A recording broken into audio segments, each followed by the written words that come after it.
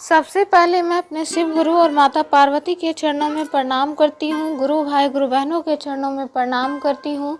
गुरु भाई गुरु बहनों, आज मैं फिर से आप लोगों के लिए एक नई कथा लेकर आई हूँ। इस कथा को पूरा सुनिएगा। पूरा सुनने से शिव जी की महिमा प्राप्त होगी तथा ज्ञान प्राप्त होगा।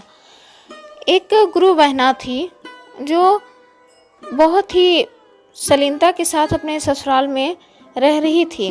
लेकिन कहते हैं ना कि अगर जिस घर में बहू या बेटी की इज्जत ना हो, उस घर में कभी भी लक्ष्मी का वास नहीं होता है। हमेशा अपने ससुराल में बहुत ही अच्छे से रहती थी।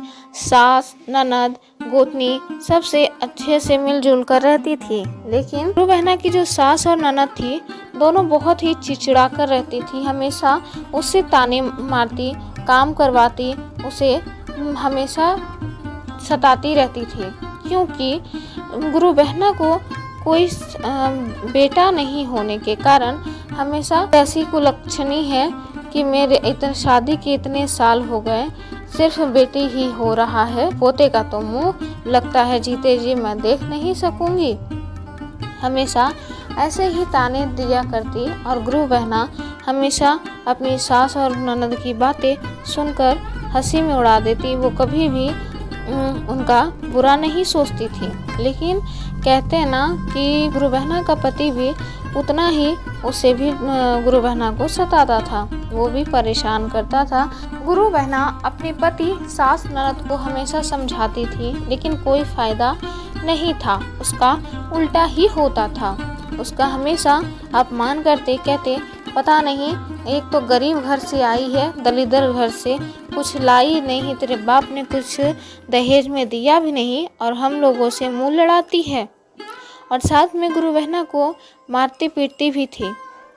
लेकिन कोई उसके घर में तो धन दौलत की पहले से वर्षा हुई नहीं थी कि लेकिन गुरु बहना के शादी के बाद उसके घर में अच्छी खासी खाने पीने की तक तो कमी नहीं होती थी, लेकिन उतना भी धन नहीं था। लेकिन इसीलिए हमेशा उसे ताना देते। ये मूर्ख गुरु बहना की सास ननद नहीं समझते थे कि गुरु बहना की अगर इज्जत किया जाए तो वो लक्ष्मी का भंडार है। गुरु भाई गुरु बहनों से मैं गुजारिश करूंगी कि कोई भी जिस घर में बेटी और बहू की इज्जत नहीं होती है, उस घर में कभी भी धन की वर्षा नहीं होती है, हमेशा दरिद्र का वास होता है। अधिकतर गुरु भाई गुरु बहनें इस चीज़ को समझते हैं, जानते हैं। इसलिए जो नहीं जानते हैं उन लोगों के लिए जानने की बहुत ही ज़रूरत है। तो इसीलिए उसकी गुरु बहना की सास ननद हमेशा ताने मार। उस घर में लक्ष्मी का वास नहीं था, हमेशा दरिद्र का ही था। खाने पीने के तक तो ठीक था, लेकिन इसी तरह से हमेशा ताने मारते। गुरु बहना हमेशा महादेव का पूजा करती थी। एक दिन गुरु बहना का पति और सास ननद से मिलके गुरु बहना को घर से उनकी बेटी के साथ बाहर कर देता है। और फिर गुरु बहना एक शिव जी के मंदिर बहुत ही विनती करती है, प्रार्थना करती है अपने पति सास ननद से कि उसे घर से ना निकाले, क्योंकि उनके साथ साथ 3 बेटी थी, तो वह कहाँ लेके बेटियों को जाती।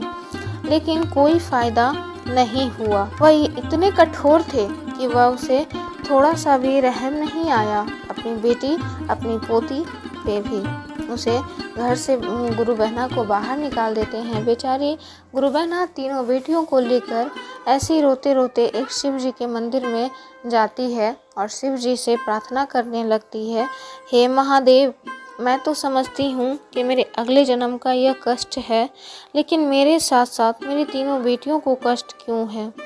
क्यों इतना कष्ट उठाना पड़ रहा है मेरी वजह से महादेव? अब मैं अपनी 3 बेटियों को लेकर कहाँ जाऊँगी, कहाँ सहारा लूँगी? मेरे तो माता पिता भी नहीं हैं और भाई भाभी भी हैं, तो उनके पास भी जाकर क्या करूँगी? वह भी तो मुझे ताना ही मारेंगे कि घर ससुराल में रह नहीं पाई तो यहाँ मुँह उठाई चली आई। ऐसे ही महादेव से प्रार्थना कर रही थी, तभी वहाँ पर एक बालक आता है जो कि 16-17 साल का था। वह आता है और कहता है, माता क्यों रो रही हो? तभी गुरु बहना उठी और उसे कहने लगी, बेटा तुम्हें समझ नहीं आएगा, तुम अभी बच्चे हो। तभी गुरु बहना का बालक कहता है, माता नहीं, बच्चा नहीं हूँ कि मैं समझ ना सकूँ। है बताइए क्या बात है। तभी गुरु बहना सारा वृत्तांत बताती है और वह बालक कहते हैं, महादेव सबके लिए दरबार खुला रखते हैं, आप क्यों रो रही हैं? ये तीनों मेरी बहनें हैं और आज से मेरी आप माता हो। आप मेरे घर चलिए, मेरे घर में आप लोग रहिएगा, आप लोगों को किसी चीज़ की कमी नहीं होगी। वह बालक के विनती करने पर गुरु बहना अपनी तीनों बेटियों को लेकर वहाँ पर उस बालक के घर चली जाती है। तो उस घर में किसी चीज़ की कमी नहीं रहती है। वह घर में नौकर चाकर सब कुछ लगा हुआ था। वह बालक जाता है, अपनी हर दिन गुरु बहना का सेवा करता है, तीनों बहनों की रक्षा करता है और साथ में हर मांग को भी पूरी करता है। ऐसे ही दिन बीतता गया। गुरु बहना की तीनों बेटियां बड़ी हो गई, विवाह के योग्य हो गई। उसके बाद तीनों बेटियों को विवाह भी उस बालक ने करा दिया और फिर वह गुरु बहना कहने लगी, बेटा तुम भी विवाह के योग्य हो गए हो, तुमने तो अपनी बहनों को अपने अपने घर विदा कर दिए, लेकिन अब तुम्हारी बारी है। तो वो जो बालक था वह कोई और नहीं बल्कि शिवजी थे। वह कहने लगे, माता मेरा अब कार्य समाप्त हो गया है, मैं अपने घर जाना चाहता हूँ। आप इस घर में रहिएगा, आपको किसी चीज़ का कष्ट नहीं होगा। तभी गुरु बहना कहने लगी, बेटा तुम ये कैसी बातें कर रहे हो, यही तो तुम्हारा घर है, तुम कहाँ जाओगे और तुम मुझे इस वृद्धावस्था में कैसे छोड़कर जा सकती हो। कोई भी माँ अब धन दौलत के बगैर रह सकती है, लेकिन अपने बच्चों के बगैर नहीं रह सकती है। तुम मुझे इस तरह से छोड़कर नहीं जा सकते। तभी वह बालक कहने लगे कि देखिए, जब भी मेरी ज़रूरत पड़ेगी तो मैं यहाँ पर उपस्थित रहूँगा, बस आप मुझे याद कर लेना। तभी यह बात सुनकर गुरु बहना आश्चर्यचकित होती है और फिर कहती है, बेटा मेरे समझ में नहीं आ रहा है, तुम कहना क्या चाहते हो। तभी वह बालक अपने साक्षात रूप में शिव जी के रूप में आ जाते हैं और फिर यह देखकर गुरु बहना कहती है कि महादेव आपने आज तक मेरा बेटा बनकर और मेरी तीनों पुत्री का एक अच्छे घराने में विवाह करा दिया और मुझे इतने दिन तक सेवा किए। मैं कितनी बड़ी पापिन हूँ कि आपसे मैं काम करवाती रही, मुझे क्षमा कर दीजिए। तभी महादेव कहने लगे, माता मैं तुम्हें अपना माँ समझकर सेवा किया और तीनों तुम्हारी पुत्री को अपनी बहन समझकर आज से तुम मेरी माता और वो तीनों मेरी बहन ही हैं।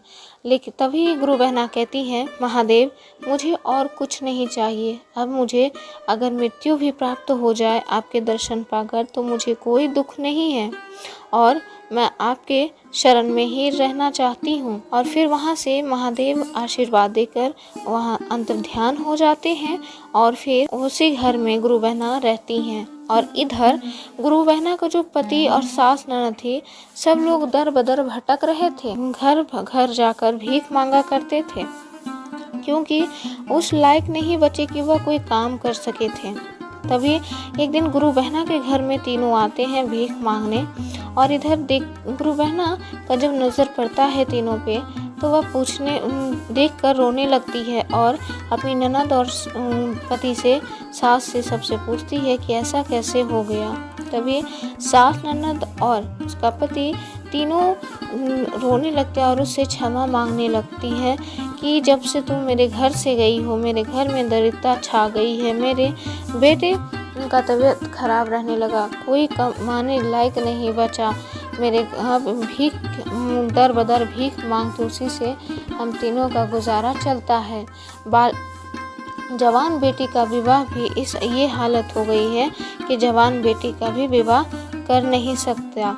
तभी गुरु बहना से तीनों माफ़ी मांगने लगते हैं कि मैंने बहुत बड़ी गलती की है कि लक्ष्मी जैसी बहू को मैं घर से बाहर कर दिया। बहू मुझे क्षमा कर दो, मुझे क्षमा कर दो बहू। और तभी गुरु बहना को दया आ जाता है और फिर तीनों को क्षमा कर देते हैं और तीनों महादेव से भी क्षमा मांगते हैं कि महादेव, आपके भक्तों को मैंने बहुत दुख कष्ट दिए हैं, मुझे क्षमा कर दीजिए। और फिर गुरु बहना की सास, ननद और पति तीनों साथ में रहने लगते हैं। और फिर गुरु बहना अपनी भी ननद का एक अच्छे परिवार में विवाह कर देती है। और फिर गुरु बहना का जब मृत्यु हो जाता है तो उन्हें शिवलोक में जगह प्राप्त होती है। इसी तरह से गुरु भाई गुरु बहनों, अगर मेरी वीडियो अच्छी लगी हो तो मेरी वीडियो को लाइक करें, शेयर करें, और अगर मेरे चैनल पर नए हैं तो मेरे चैनल को जल्दी से सब्सक्राइब कर लें। हर हर महादेव, घर घर महादेव।